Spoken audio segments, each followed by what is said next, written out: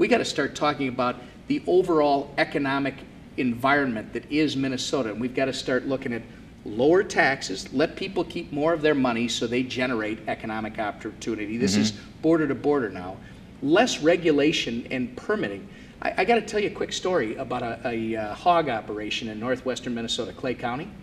These guys were telling me they wanted to expand in Minnesota, but the investment of time and money, they estimated would have taken them almost 2 years, up to 2 years to get the permitting at a state level, at a cost of $20,000 to $40,000 with no guarantee that they would get the permitting. And then they have to go through the county and local levels. That hog operation did expand, but it didn't expand in Minnesota. It expanded in North Dakota. Today it's operating and its payroll is $1.4 million. Those are jobs that should have been in northwestern Minnesota.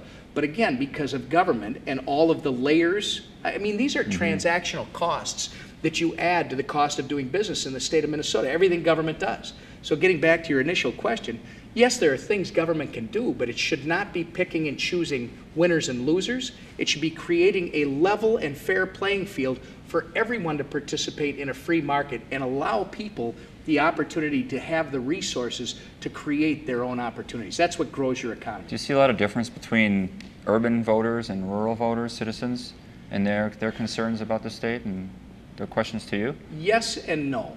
I would say that generally when it comes to the economy, no. When it comes to understanding that there's too much government in the state of Minnesota, no. And by the way, that's not a party thing, because that's the other thing. I don't think this is a Republican, an Independent, or a Democrat thing. This is a Minnesotan thing. When you talk to people out on Main Street, they get it. They understand that we have too much government involvement in our daily lives in terms of the permits that you have to get, in terms of the regulations that prevent you from doing what you're doing. I got to turn this quick because it just reminded me of a story the other day where a person came up to me who was trying to start a business and said, when did it change? When did it become that I have to ask government permission to create opportunity?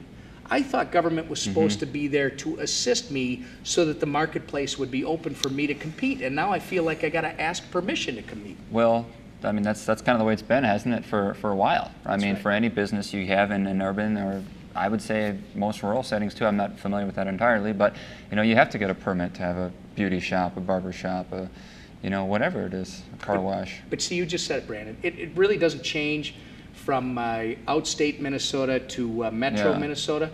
It's just the industry changes. You know, while you may have manufacturing or you may have service businesses more concentrated within the metro, you have more agricultural businesses in the outstate, but guess what?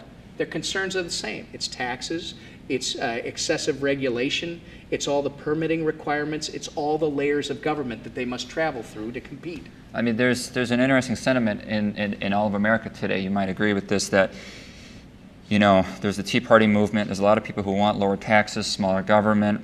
You know, they want those hog farmers in northwest Minnesota. But then we've got the BP oil spill, and there's a huge cry out for, see, this is what happens when we don't regulate, right? So we've got some atrocities going on, whether it's TARP or the bailouts and BP and the oil spill. But then we've got the hog farmers leaving the state. So it's very polarizing, see, from either perspective, where government's supposed to land in that continuum, which is, you know, a difficult thing to figure out. It can be very polarizing, but I think part of that is because we're human beings, and when we compete, as we're naturally designed to do, we have different points of view. When it comes to politics, we've lost our way in terms of being able to debate those openly and respectfully and aggressively. We may agree to disagree at the end of the day. We've become ourselves. We've created this polarization. Rather than this open public debate, and agree that we're both from Minnesota. But that must be a tough question for you to answer if you're talking about deregulating things and making things easier for the hog farmers and for the barbers in the state to do their jobs and to, you know, get a business going when you know, from the way the public perceives it, a deregulation or lack of regulation is what allowed the Gulf to become destroyed by oil. Boy, I disagree with that. And I know that's the Gulf, and that's Governor Jindal, and that's the president. They all have to deal with that. But you must be getting those kinds of questions. Well, actually, I sit back as a citizen of this country, and I ask the question, why are we forced to drill so far off the mainland in the first place? Sure. Yeah. Why did that happen in the first place? We all need to take responsibility. That's a tragedy. And that's a tragedy that needs to be addressed quickly. We should stop with the political posturing, and we should just address the problem. And then we should go back to the beginning and ask ourselves, why is it that we ended up having to build a platform that far out in the first place? Why weren't these safety measures in place? And by the way, Brandon, I've never said that we should have no regulation.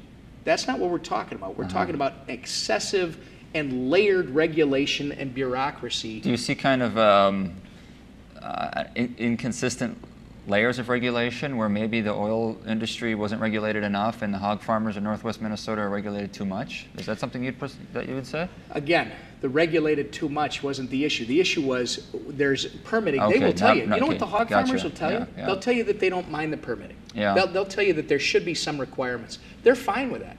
The complaint is the process that's in place and the number of the amount of time and money that it takes to get through the process is frustrating our ability, one, to make sure that we can open the business that then generates a $1.4 million payroll for Minnesotans. But it also doesn't solve the problem that we're trying to solve. We all want clean air. We all want clean water. Yeah. We all want to be good stewards of our environment. But you know what? You have to balance that against being able to live. So it's economic and it is regulation. There is a reasonable amount. And I think we've just gotten way overboard in this country. Again, it's kind of like government. Its growth has been out of control.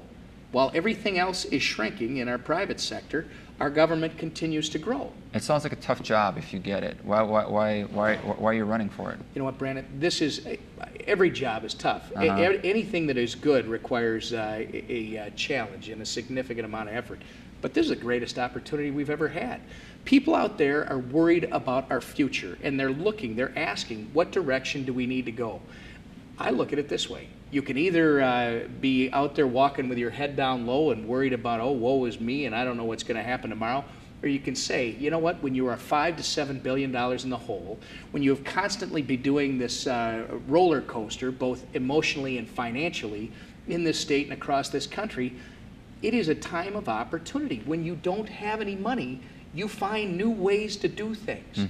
That's the opportunity that we're looking at. And you're excited to sort of be at the helm of this new opportunistic outlook on the state? I have become more energized. You and I met several months ago. As this process has unfolded for me, I've become more energized every day at the opportunity to be part of what I think Minnesota can do over the next 4 years, which is reset the table, put good government back in perspective to a growing private economy, allow Minnesotans once again to realize their full potential, get those horses that we have running again, and create a situation that will attract new horses to help pull the wagon with the rest of us. Are you concerned about putting the brakes on what's been going on for 30 years, 40 years in Minnesota? I mean, if we've been growing like this, and I think if you walked up to the average person on the street of Minneapolis and asked, hey, how are things for you today? How do you think the city is? I think most would say, hey, things are pretty good, things are pretty, you know, and now you're coming in and saying, well, we need to change some things up. We need to put the brakes on what we've been doing over the last 40 years. I think some people might say, well, why? Well, I mean, it's what makes America great. One of the things that's holding us up is we had great people that started all these different processes, right? Nobody went into government, nobody got employed by government or went to represent their community because, well, they didn't want to do something good. They all wanted to do something good for their community, their state. We have to sit back right now and say, is this working? Will we be able to sustain this for the long term? Well, the answers to those two questions are no. So you either sit back and because maybe the pride of ownership, somebody said, well, I said we should do it this way and it's not working. I'm not going to accept that. We got to keep trying to make it work, keep banging our head against the wall. Or sit back and say, you know what? This is one of the greatest states in the Union, if not the greatest. This is the greatest country on the face of the planet. It's time to do what we do best, which is innovate, be creative, start to look at things other than just telling people we just need more taxes. Let's redesign the structure of government. Let's start getting it working again for people, and let's allow people to start realizing their greatest dreams. I think that's an opportunity worth fighting for.